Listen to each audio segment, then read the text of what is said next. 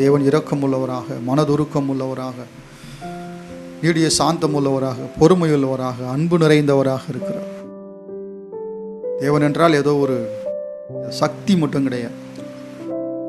மற்ற மதங்களில் சக்தியாக பார்ப்பாங்க, ஆசீர்வதிக்கிற சக்தியாக, அவங்களுக்கு நன்மை செய்கிற சக்தியாக, அவருடைய எதிரிகளை அழிக்கிற சக்தியாக பார்ப்பாங்க.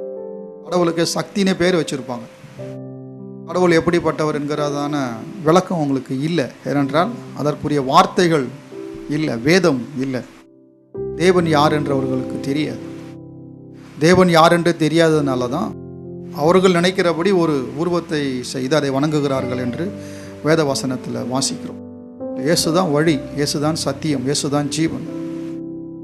இயேசு கிறிஸ்து இல்லாவிட்டால் தேவன் யார் என்றே தெரியாது. சொன்னார் இயேசு, என்னை கண்டவன் பிதாவை கண்டான். அவர் யார் என்பதை அவன் பார்க்க முடியும். கடவுள் யார், தேவன் எப்படிப்பட்டவர், அவருக்குள்ளே என்னெல்லாம் இருக்கிறது என்பதை பார்க்க முடியும். தியானத்தின் மூலமாக, தேவனை தொடர்பு கொள்வதன் மூலமாக உள்ளான மனுஷனுக்குள்ளே செல்கிறோம், ஆவியில் நுழைகிறோம். ஜனங்கள் ஆலயத்திற்குள்ளே நுழைகிறார்கள். நாம் ஆலயத்துக்குள் நுழையவில்லை, ஒரு கட்டிடத்திற்குள் நாம் நுழையவில்லை, நம்முடைய ஆவியில் நாம் நுழைகிறோம். நம்முடைய ஆவிதான் கர்த்தர் வாசம் பண்ணுகிறதான மகாபரிசுத்த ஸ்தலமாக இருக்கிறது. அப்போஸ்தலனாகிய யோவான் சொல்றார், கர்த்தருடைய நாளில் ஆவிக்குள்ளான். அந்த ஆவிக்குள்ளே போனால் தான் கர்த்தரை அறிய முடியும்.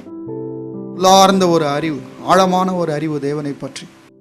அந்த அறிவு தான் அந்த உலகத்தில் வாழ்கிறதான வாழ்க்கைக்கு அர்த்தத்தை நமக்கு கொடுக்கும். உலகத்தில் எவ்வளோ பிரச்சனைகளை பார்க்குறோம், எவ்வளோ இடைஞ்சல்களை பார்க்குறோம், எவ்வளோ தொந்தரவுகளை பார்க்குறோம். இஷ்டமே இல்லை. இப்படிப்பட்ட மனிதர்கள் மத்தியில், இப்படிப்பட்ட சூழ்நிலைகள் மத்தியில் இவ்வளோ கேவலமான இந்த சூழல் நம்ம வாழணுமாங்கிறதான எண்ணம் கூட உண்டாகுது. சில வேலைகளில் வாழ்கிறதுக்கு அருவ இருக்கிறோம். என்ன உலகம் இந்த உலகம்? அன்பு செலுத்தினால் அன்பு கிடைக்க மாட்டேங்குது, இரக்கத்தை செலுத்தினா இரக்கம் கிடைக்க மாட்டேங்குது. ஜனங்களுக்கு கடவுளே தேவையில்லை, தேவன் தேவையில்லை. மாயையிலும் அக்கிரமத்திலும் அநியாயத்திலும் கட்டப்பட்டிருக்கிறாங்க ஜனங்கள்.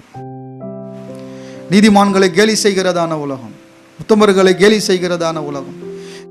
நம்மை பற்றி சிந்திக்கும் போது இப்படிப்பட்ட எரிச்சல் மிகுந்த அருவருக்கத்தக்க அந்த உலகத்திலே வாழும்போது நாம் வாழ்வதற்கு ஒரு அர்த்தம் இருக்குமானால் அது இயேசு. அவரை பற்றி நமக்கு இருக்கிறதான அறிவு, அவருக்குள் நமக்கு இருக்கிறதான வாழ்வு, அவர் அனுபவிக்கிறதான அந்த அனுபவ ரீதியான ஒரு வாழ்க்கை.